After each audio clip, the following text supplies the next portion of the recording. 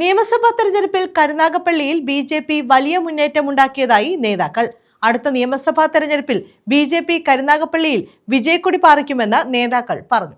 നിയമസഭാ തെരഞ്ഞെടുപ്പിൽ ബി.ജെ.പി. കരുനാഗപ്പള്ളി മണ്ഡലത്തിൽ വലിയ മുന്നേറ്റമുണ്ടാക്കിയതായി നേതാക്കൾ അവകാശപ്പെട്ടു. ഇടതു വലതു മുന്നണികൾ 2021 തെരഞ്ഞെടുപ്പിൽ നേടിയ വോട്ടിനേക്കാൾ വലിയ തോതിൽ പിന്നിൽ പോയി.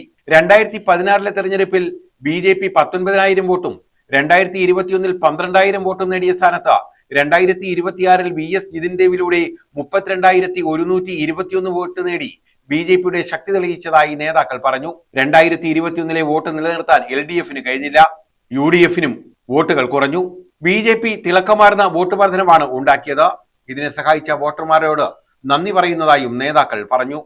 കഴിഞ്ഞ നിയമസഭാ തെരഞ്ഞെടുപ്പിൽ ഇന്ത്യയുടെ പ്രവർത്തനങ്ങൾക്ക്, തിളക്കമാർന്ന പ്രവർത്തനങ്ങൾക്ക് എല്ലാ പിന്തുണയും നൽകിയ എല്ലാ മാധ്യമ സുഹൃത്തുക്കളെയും സ്നേഹാദരവോടുകൂടി ബി.ജെ.പി. NDA കാണുകയാണ്. നിങ്ങൾക്ക് ഏവർക്കും നന്ദി പറയുവാൻ ഈ അവസരത്തിൽ ആഗ്രഹിക്കുന്നു. കഴിഞ്ഞ നിയമസഭാ തെരഞ്ഞെടുപ്പിൽ ശക്തമായ ഒരു പോരാട്ടമാണ് കരുനാഗപ്പള്ളി നിയമസഭാ മണ്ഡലത്തിൽ ബി.ജെ.പി.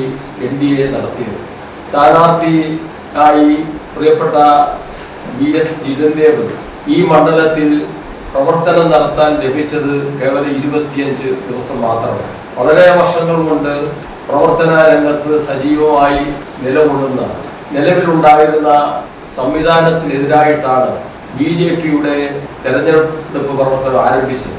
നമ്മുടെ പ്രദേശത്തിന്റെയും നമ്മുടെ നാടിന്റെയും നന്മയെ ലക്ഷ്യമാക്കിക്കൊണ്ട് NDA മുന്നണി കരുനാഗപ്പള്ളി നിയമസഭാ മണ്ഡലത്തിൽ മത്സരിക്കുവാൻ ഇറങ്ങിയത് തന്നെ ഈ നാടിന്റെ പിന്നോക്കാവസ്ഥ പരിഹരിക്കുന്നതിന് വേണ്ടിയാണ്.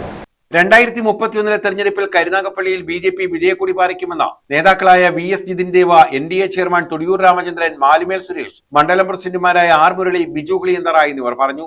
ഇത്തവണ അത് 32,121 വോട്ടിലേക്ക് പാർട്ടിക്കും മുന്നണിക്കും ഉയർത്താൻ സാധിച്ചു.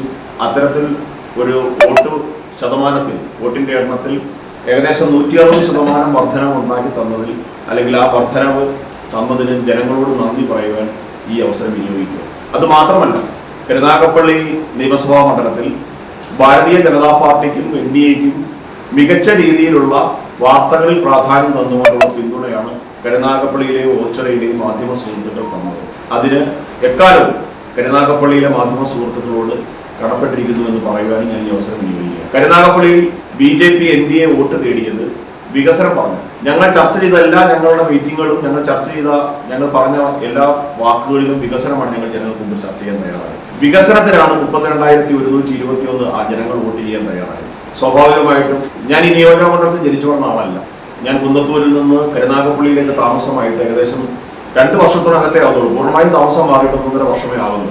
ഒരു പൊതുപ്രവർത്തകൻ എന്ന രീതിയിലോ, ഒരു രാഷ്ട്രീയ പ്രവർത്തകൻ എന്ന നിലയിലോ, അല്ലെങ്കിൽ മറ്റേതെങ്കിലും കാലഘട്ടത്തിൽ ജനപ്രതിനിധി എന്ന നിലയിലോ കരുനാഗപ്പള്ളിയുടെ മണ്ണിൽ പ്രവർത്തിച്ചിരുന്ന ഒരാളല്ല ഞാൻ.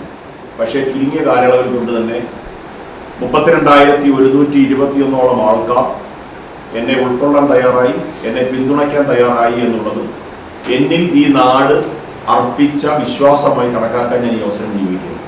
News bureau, Karunagappally.